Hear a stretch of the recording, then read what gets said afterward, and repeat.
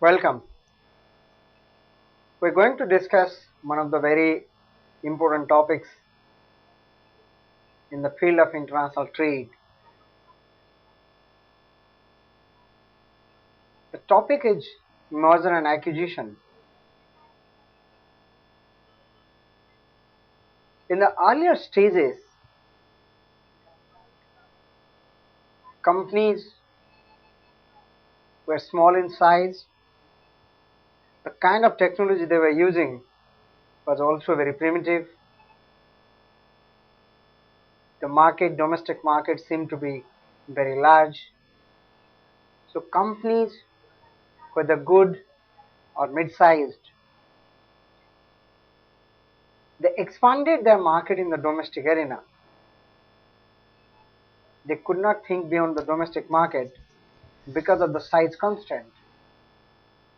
The domestic market seemed to be very large for these firms to bridge the gap. But beyond a particular time, these companies became large enough, and the domestic market seemed to be too small for these companies. A company like General Electronics, a company like Toyota Corporation, a company like Ford Motors, they have to go beyond their boundaries to sell the products because the domestic market seemed to be too small.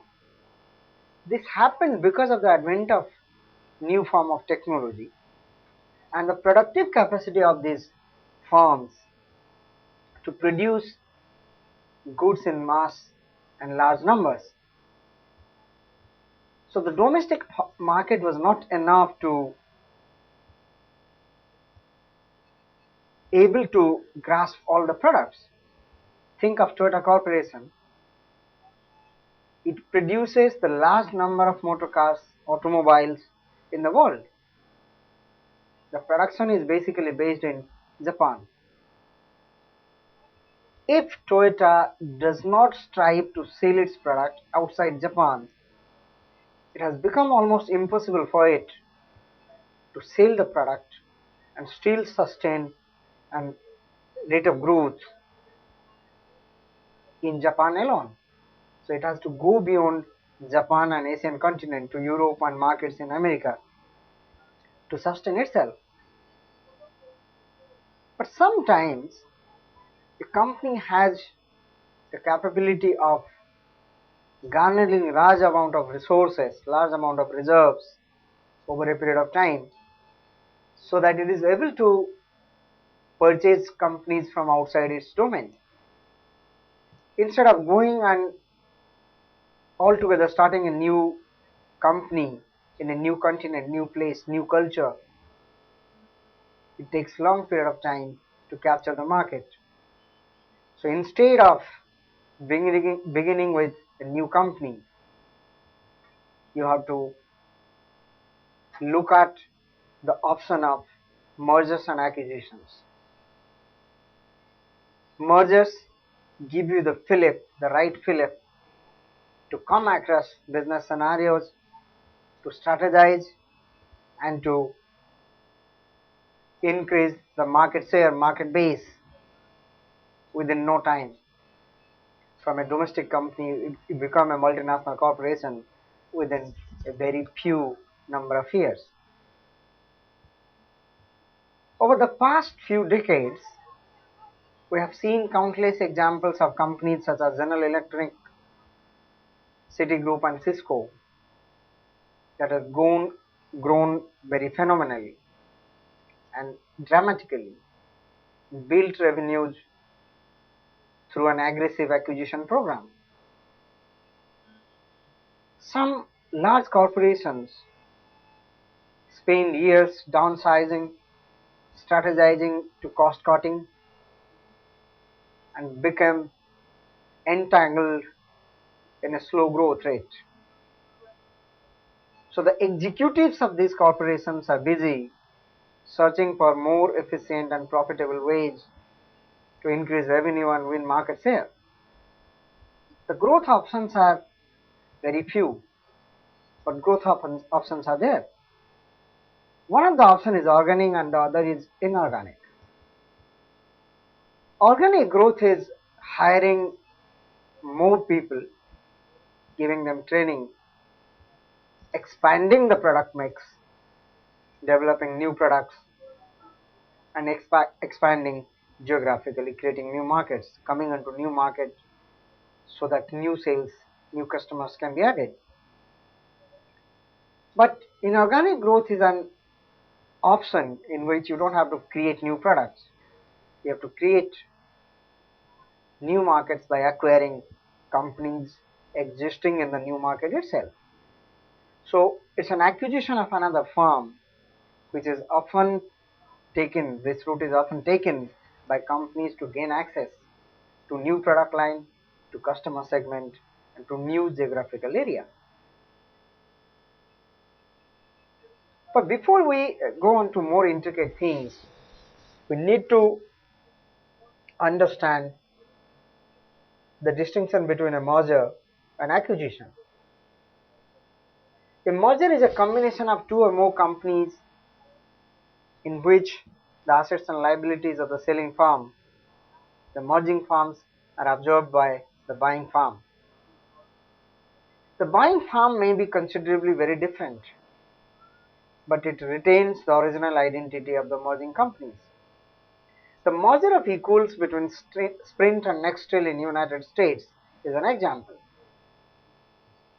But acquisition is the purchase of asset such as a plant or a division of a company or even an entire company.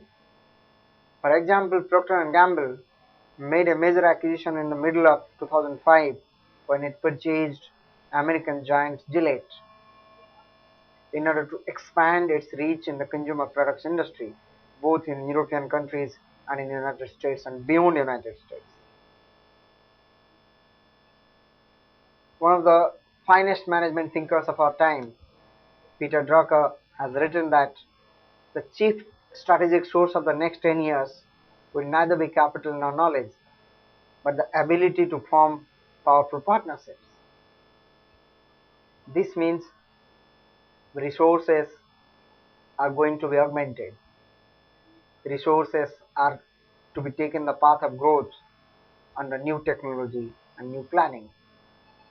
So capital and knowledge is not sufficient. We need to plan to build and maintain customer bases. The merger and acquisition in various industries is being driven by many cases rapidly changing technology. The change in technology is driving many of deals in high technology markets. There is fierce competition among corporations, which is driving many of the deals in the telecommunication sector. Look at the Vodafone acquisition of Hutch in India, in one of the largest deals ever in Indian corporates. The Hutch was completely taken over. The Hutch share is completely taken over by Vodafone for nearly 80,000 crore rupees. The changing consumer preferences is also driving many of the deals in food and beverage industry. The pressure to control cost, the pressure to beef up the product line, the product mix, is also driving many of the deals in healthcare industry. Look at the Fortis hospital chain purchasing smaller hospitals in small cities in India. By the end of 2007, Fortis has only 7 centers across India. But by the end of 2011, Fortis has a whopping 39 centers across India. Mergers and acquisitions are means by which corporations combine with each other to take advantage of the group resources, group finances, group energy, group experience. Mergers said to occur when two or more corporations become one.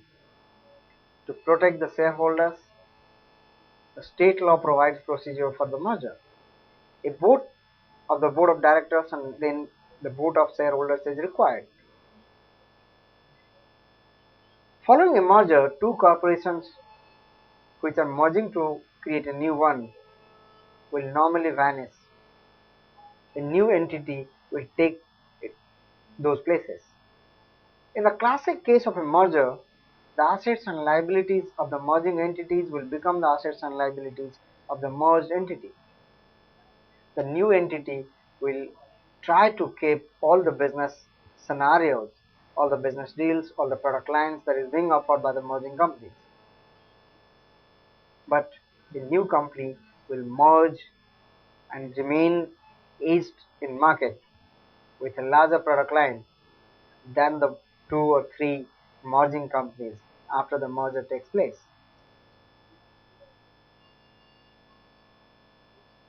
There are several motives behind the incentive of merger. One is the buyer's motive, one is the seller's motive.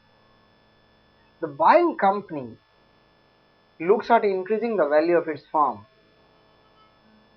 It looks at increasing the stock price or price earning ratio so that it is able to find a growth rate which is larger than that of the expected value and larger than that of the industry itself. To make good investment, purchasing instead of internal expansion is a better idea because you still able to gather large market share from another company instead of going to build it. To build a behemoth, you need years of planning, years of training, years of complete determination on the part of a company. But by acquiring a company, you are suddenly getting foothold into a market which was beyond your control few weeks back. Merger also takes place from the buyer's point of view to diversify the product line. When existing products have reached their peak in the life cycle to reduce competition. So you want to create a monopoly like situation. You want to control the market, you want to control the price somehow. To acquire needful resources, some of the companies have innovativeness etched into their history, like take the case of Apple. They have the resources which others don't have. So they can be a target, but the value is immense. To increase efficiency and profitability. For tax reasons, also we see mergers taking place to save taxes in the long run. But seller, the selling company in the merging entity, will have different motives. Because in case of merger, shareholders of the merging company also become partially the shareholders of the merged entity. So the aim here is to increase the value of owner stock and investment to acquire resource from the other entity to stabilize operation and make them more efficient, utilize underutilized market power, overcome the problem of slow growth and slow profitability. When merging takes place, the new company becomes much larger.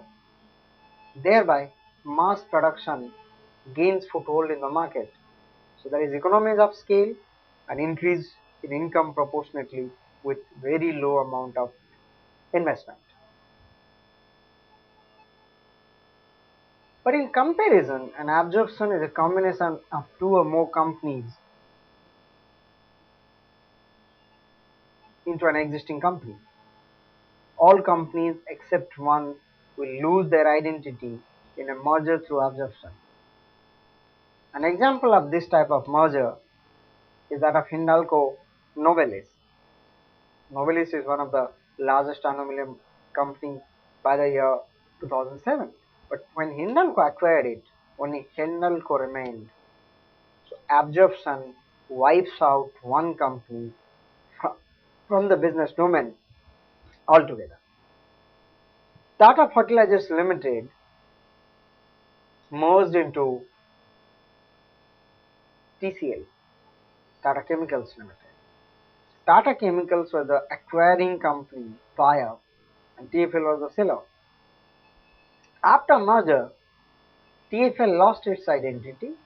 The shareholders of TFL become the shareholders of TCL All the assets and liability of TFL was transferred ultimately to the TSL Limited. It's a Tata Group company, both are Tata Group company, but one loses its identity, other becomes stronger because of the acquisition process. There are various types of mergers. We're going to discuss one by one.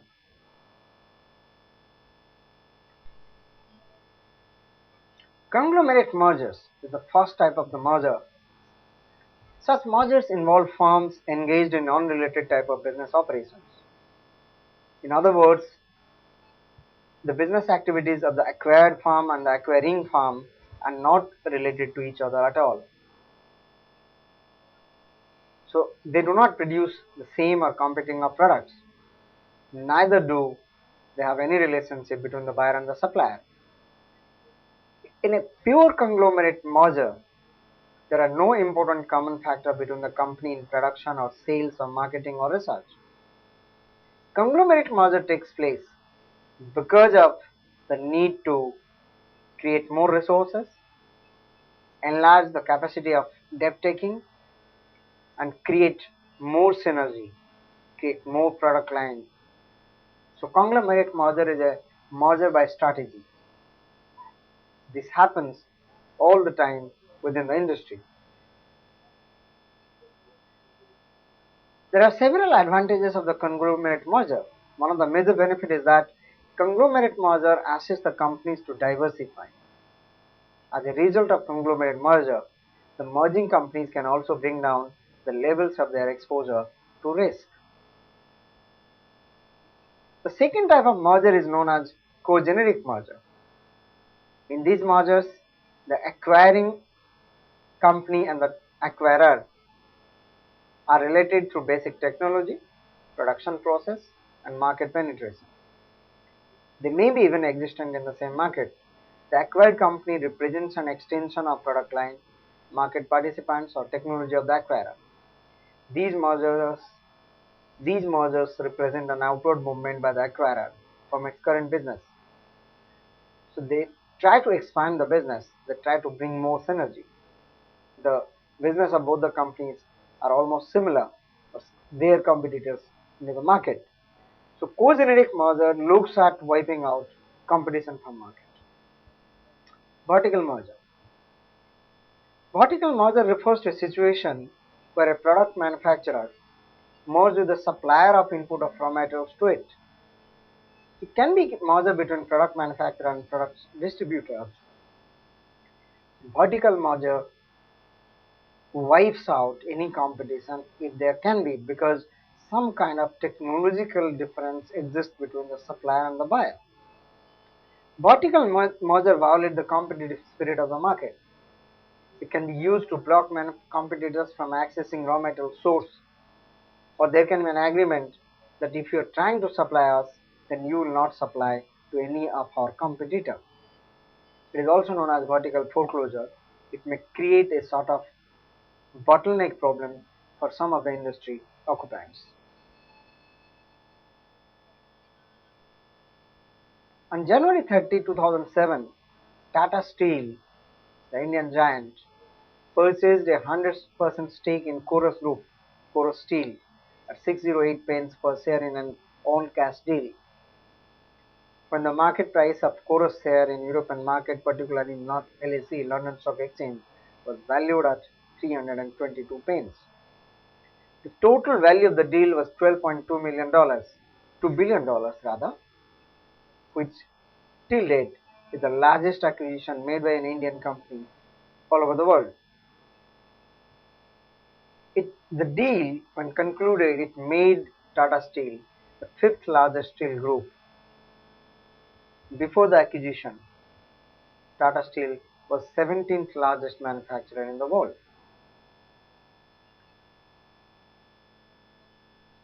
On February 11, 2007, Vodafone agreed to buy out controlling interest of 67% held by Lika Singh Holdings in Hutch SA for 11.1 billion, making it the second largest merger and acquisition deal involving an Indian company.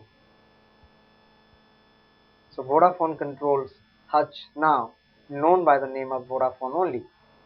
Vodafone SR is owned 52% by Vodafone, 33% by SR Group, and other Indian nationals own 15%. The next type of merger is horizontal merger. Horizontal mergers are those mergers where the company producing similar commodities and goods merge with each other. The principal objective behind this type of merger is to achieve economies of scale by increasing the operations of mass production base. They increase the service and functions, widen the line of products, decrease working capital and fixed capital requirement, getting rid of competition altogether from market, minimizing advertisement expenses and duplicacy, avoiding duplicacy of expenses. Horizontal mergers often is able to create more market capability and also helps the company to get more dominance in the market, sometimes creating monopoly like situation in the market.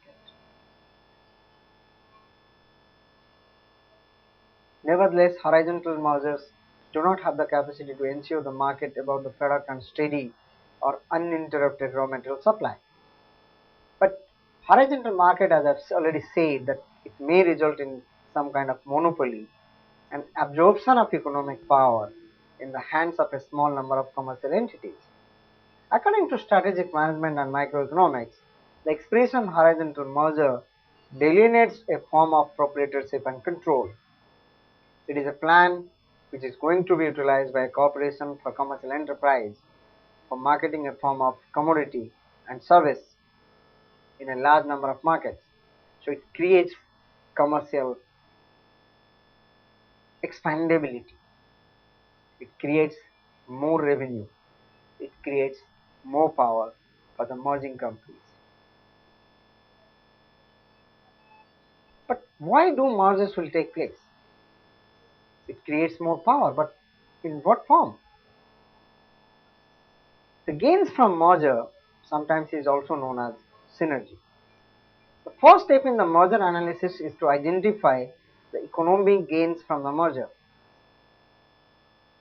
These gains, if combined entity is more than the sum of the parts, that is, the combined value of the merged entities is greater than the value of acquirer plus standalone value of the target. So combined value, if that value is greater than that is added value of both the acquisition companies, will create some kind of synergy. The difference between the combined value of the sum of value of the individual companies is usually attributed the synergy that is created out of merger. The value of acquirer plus standalone value of the target plus value of synergy is combined value. For example, there are two companies A and B. Value of A is 100 and value of B is 50. Value of AB when the merger takes place, it is 175. But under normal circumstances, value of A plus value of B should be 150.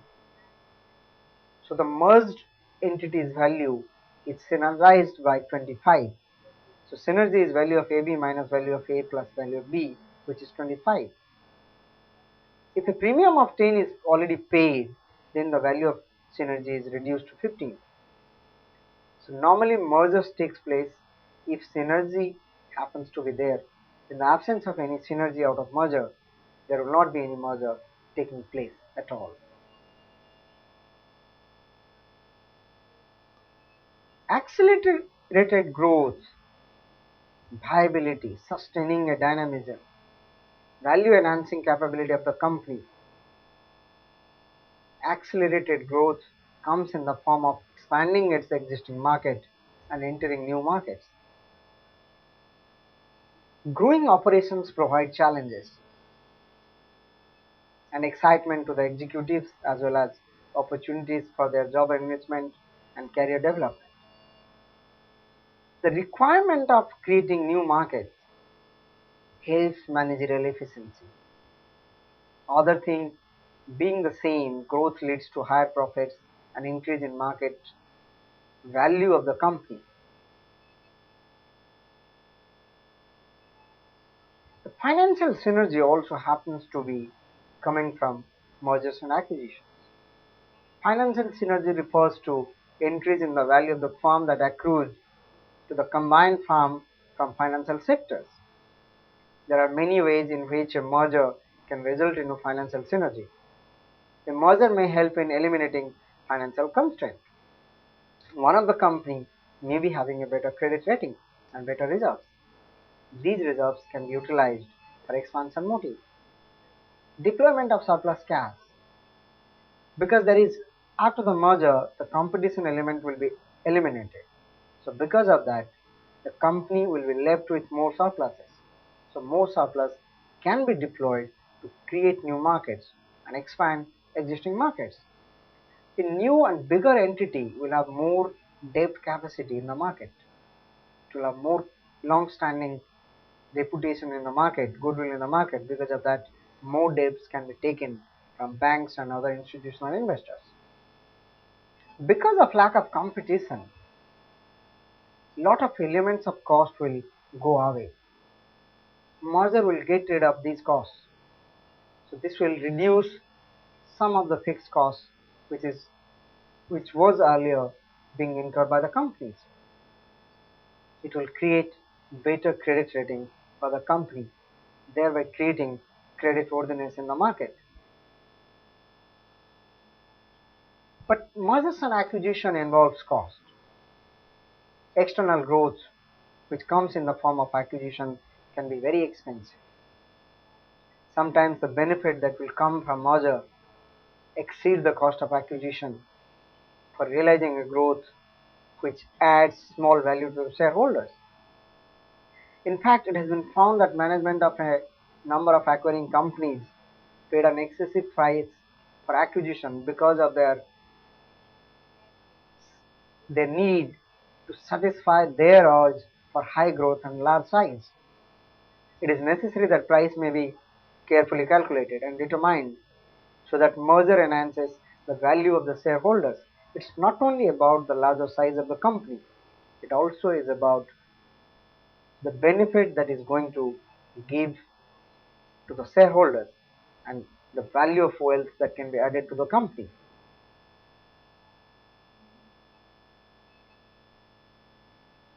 Takeover is an acquisition by purchase of a controlling interest in the share capital of an existing company. There are two types of takeover: friendly takeover and hostile takeover. Friendly takeover is takeover through negotiation and with willingness and consent of the board of directors of the acquired company. There is no hesitation and the company willingly selling its shares to the acquiring company. But sometimes when a takeover offer is given to a company, it may not agree to the points introduced, made and negotiated by the acquiring company. So the offer proposal may not actually find takers within the company. But what happens then is that it will prevent the acquiring company from taking over the company. But the acquiring company will not remain silent. It will silently and unilaterally pursue efforts to gain control of the company by purchasing shares from the open market again and again, and within some period they will gain control of the company against the wishes of the board of directors of that company. So if something happens to the takeover strategy and it is not agreed and the takeover doesn't happen because of the consent of the acquired company's board of directors, it is known as a hostile takeover.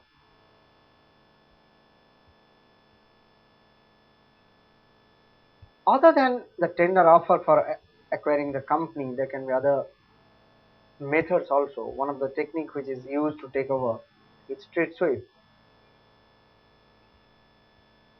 This refers to the technique where the acquiring company accumulates large number of shares in a target company from the open market, of course, over a period of time before making an open offer. The advantage is that because the acquiring company is already a member of the shareholders, the board of directors has very little option to refuse the takeover offer.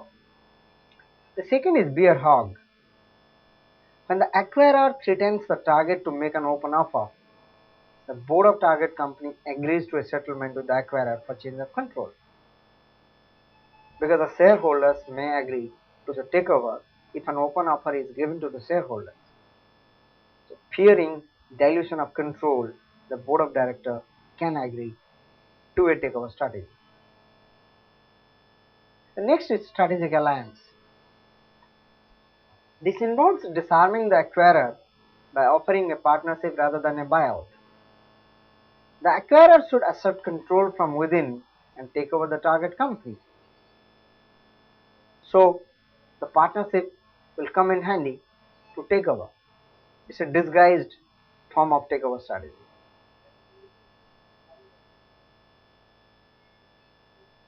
Brand power. Brand power refers to entering into an alliance with powerful brands to displace the target brands and as a result, buy out the weekend company. You make them weekend in the market and then buy them. That's what Coca-Cola did to brands like Thumbs Up, Campa in Indian market. By using its brand power, it weakened the local brands and then finally it was able to take over all these brands.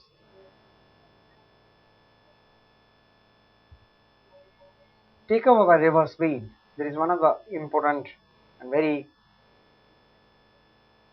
shocking method of taking over. In ordinary case, the company taken over is a smaller company. But in a reverse takeover, a smaller company gains control of a larger company. The concept of a takeover by reverse bid is not the usual case of amalgamation. The company, suppose say company X, it's a larger company, it makes a bid to take over company Y, which is a smaller company, and witnessing financial turbulence. But the board of directors of Y resist the takeover bid, and after some time, they make a reverse offer for takeover of company X, which is a larger company but at a higher market price, which the shareholders of company X will not be able to refuse. So thereby displacing any offer, any pattern that company X, because of the shocking reverse takeover bid, will not be in a position to react fast, and company Y will be allowed to take over company X in the absence of any particular symptoms on the part of the shareholders of company X.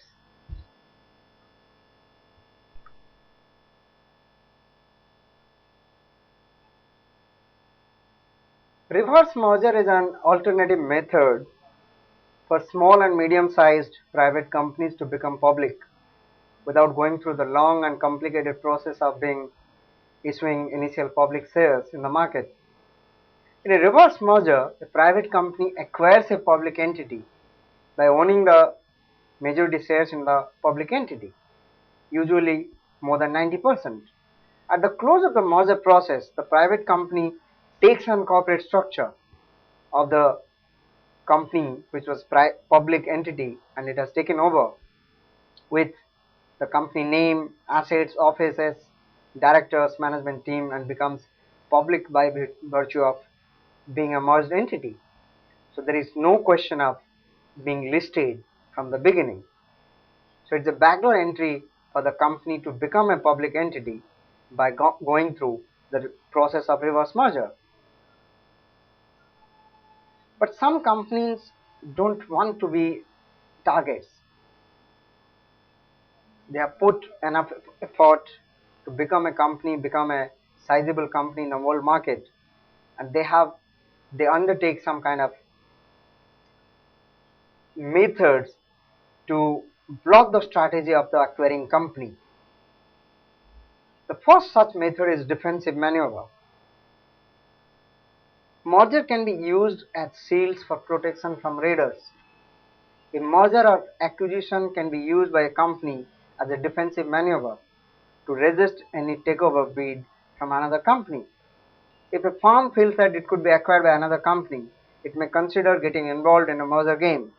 In doing so, it is able to expand its size, making its acquisition very expensive. It also increases its market capitalization, and the merged company's threat of takeover can be tackled because by virtue of the size, it may not be the target again because it becomes equal to the larger company.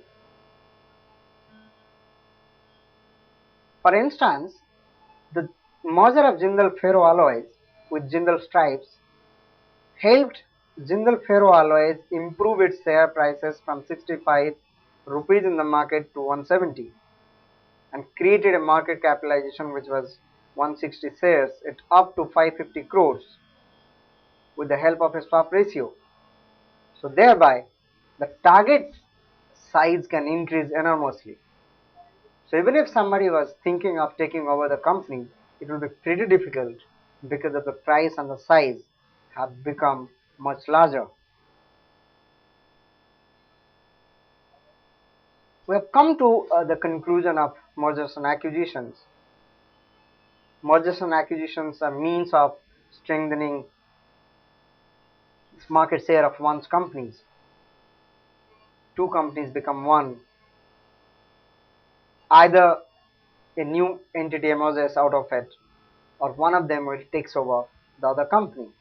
But anyway, it increases the market size, it improves the stock price, it creates efficiency and market standing. So following the merger, you create a larger company with larger market capitalization, larger number of resources, more efficiency in terms of reducing and able to decrease fixed cost and advertisement campaign. Because of absence of competition from the merging entities, you also gain market foothold. New markets are added, new market share is added. So merger and acquisition, you can call it a backdoor entry of creating new markets, gaining access to markets which was difficult to penetrate. Otherwise, it could have taken long years of planning, long cost, enormous amount of fixed cost, and large amount of human resource. So this can be one of the particular strategy in international trade to tackle size. And finally, I can say size does matter in international trade. So I've come to the end of discussion. We'll be undertaking a case study regarding merger and acquisition very shortly. Till then, bye bye and thank you very much.